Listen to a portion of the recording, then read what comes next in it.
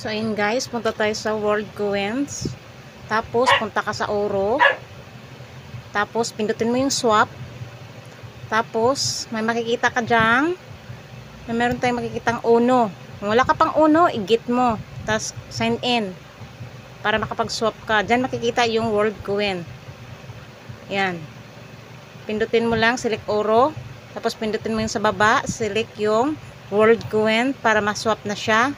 Basta sa ibabaw yung Oro, sa baba yung World Coin. Sa receive, spend yung Oro. Tapos pindutin yung swap. Tapos allow. Yan, na-swap na siya. Yan, na-swap na siya. O, tapos na yun. Tapos pupunta ka dun sa World Coin.